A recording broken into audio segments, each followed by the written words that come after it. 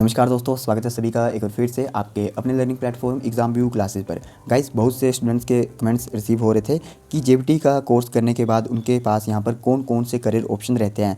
तो गाइस, आज की वीडियो में हम उसी टॉपिक पे बात करेंगे। तो चैनल पे नए हो तो चैनल को सब्सक्राइब करके बेल आइकन को प्रेस जरूर कर लीजिएगा, ताकि जेबीटी से रिलेटेड जितनी भी वीडियोज़ हमारे द्वारा अपलोड की जाएगी उनकी नोटिफिकेशन आप तक सबसे पहले पहुँच सके।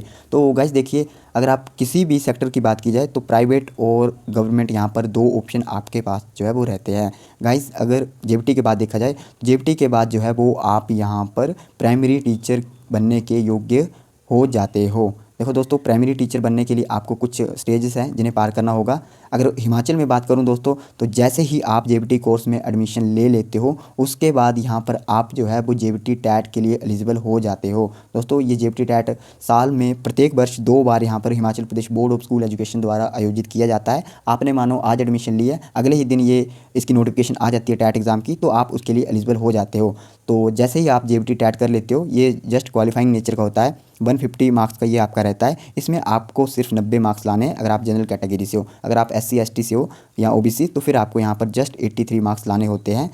और इसके बाद जो है आप यहाँ पर बैच वाइज और जेबीटी कमीशन दोनों के लिए एलिजिबल हो जाते हो। दोस्तों देखो, हिमाचल प्रदेश में मान लो 100 वैकेंसीज प्राइमरी टीचर की आई है, तो उसमें से 50 वैकेंसीज जो है वो आपकी डायरेक्ट कमीशन के थ्रू भरी जाती है और 50% वैकेंसीज यहाँ पर आपकी बैच वाइज जो है वो भरी जाती है। आप अपने डिस्ट्रिक्ट का पता कर सकते हो कि आपके डिस्ट्रिक्ट में कौन सा बैच चला हुआ है। वैसे बात करूँ तो मेनली यहाँ पर 13 से 14 के बैच जो है वो मेनली चले हुए हैं। आपके डिस्ट्रिक्ट में आगे पीछे हो सकता है, वो सब तो चलो बाद की बात है। वो सब तब आप देखना जब आपका यहाँ पर कमीशन नहीं निकलता है। बट देखा जाए कि अगर आपको डायरेक्ट और जल्दी जॉब लेनी है तो फिर आपको यहाँ पर जेबीटी कमीशन का एग्ज़ाम क्वालिफाई करना होगा। ये एग्ज़ाम आप कब दे सकते हो? तो गाइज़, ये एग्ज़ाम आप दे सकते हो जैसे ही आपका यहाँ पर 2 वर्ष का डिप्लोमा कोर्स, ये जो जेबीटी डीएलएड का कोर्स है, ये कंप्लीट हो जाता है। और टैट तो आप साथ में कर सकते हो और साथ में आपका ये जेबीटी टैट भी हो जाता है। फिर आप लोग जो है वो यहाँ पर जेबीटी कमीशन का एग्ज़ाम देने के लिए एलिजिबल हो जाते हो। ये एग्ज़ाम जो है वो आपका HPSSC द्वारा कंडक्ट करवाया जाता था, बट आने वाले टाइम में शायद कोई दूसरा बोर्ड ये एग्ज़ाम कंडक्ट करवाए, तो ये पेपर भी ईजी रहता है, इतना टफ नहीं रहता है। तो ये तो बात होगी कि हिमाचल प्रदेश में आप गवर्नमेंट टीचर किस तरह से लग सकते हैं। सबसे पहले आपको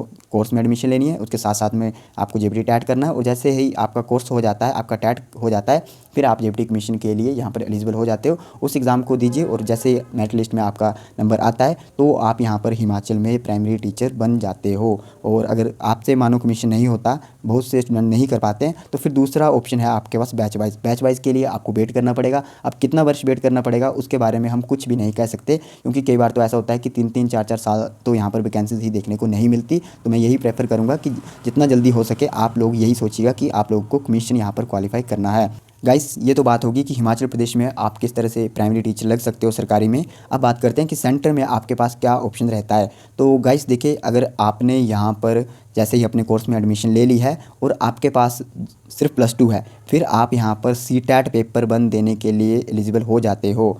और गाइस, मान लो आपके पास यहाँ पर ग्रेजुएशन है और आपने अभी कोर्स में एडमिशन ली है या कर चुके हो, इससे कोई फ़र्क नहीं पड़ता, तो आप यहाँ पर पेपर 1 और पेपर 2 दोनों के लिए एलिजिबल हो जाते हो।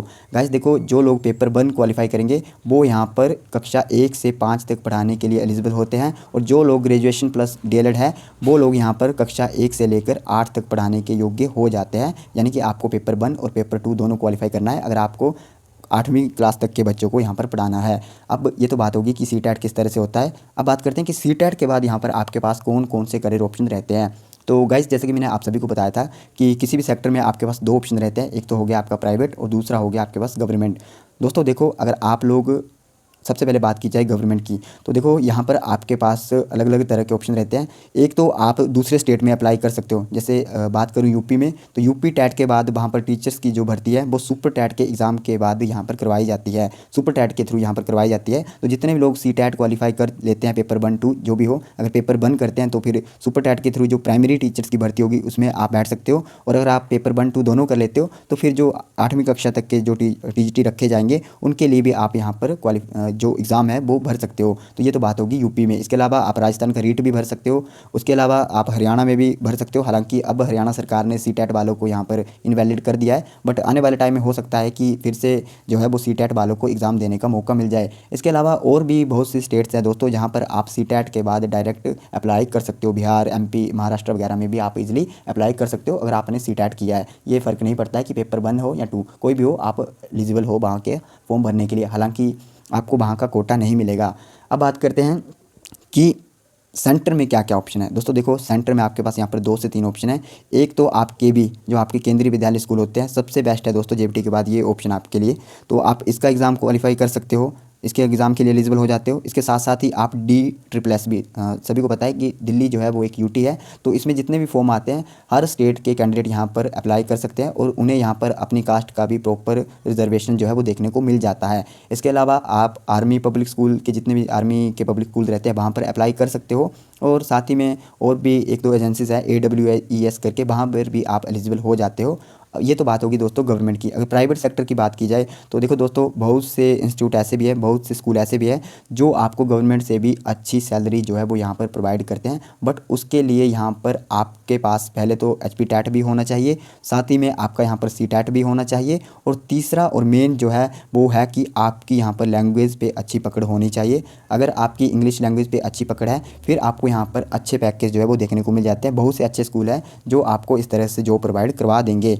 अब बात करूं कि इसके अलावा आपके पास और क्या क्या ऑप्शन है, तो गाइस देखो, इसके अलावा आप जो है वो खुद का इंस्टीट्यूट भी खोल सकते हो, आप खुद बच्चों को पढ़ा सकते हो, प्राइवेट ट्यूशन वगैरह का तो ऑप्शन यहाँ पर आपके पास रहता ही है। आई होप गाइस आप सभी को क्लियर हो गया होगा कि जेबीटी कोर्स के बाद यहाँ पर क्या क्या करियर ऑप्शन रहते हैं, किस तरह से आपको जो है वो आगे के लिए यहाँ पर तैयार होना है। सबसे पहले आपको टेट देना है, फिर जेबीटी मिशन देना है। अगर हिमाचल की बात करूँ, अगर सेंटर की जॉब चाहिए या दूसरे स्टेट में भी आप कर सकते हो, फिर आपको यहाँ पर सीटेट पेपर 1, पेपर 2 जो भी आपकी एलिजिबिलिटी है, अगर +2 और जेबीटी हो तब पेपर 1, और अगर ग्रेजुएशन प्लस जेबीटी हो तो पेपर 2 दोनों देने होंगे। तो आप यहाँ पर जो अपर प्राइमरी है उसके लिए एलिजिबल हो जाते हो। इसके अलावा यूपी में राजस्थान हो गया, MP हो गया, बिहार हो गया, इनमें भी जो वैकेंसीज आती है उनके लिए भी आप यहाँ पर अप्लाई कर सकते हो। दोस्तों काफ़ी भारी मात्रा में जो है अदर स्टेट में यहाँ पर वैकेंसी देखने को मिल जाती है। अगर बात करूँ यूपी और बिहार में, तो वहाँ पर ढेरों 70-75 हज़ार तक टीचर की वैकेंसीज जो है वो एक साथ देखने को मिलती है, जितनी वैकेंसीज आपको हिमाचल में 5 बार में भी देखने को नहीं मिलेगी।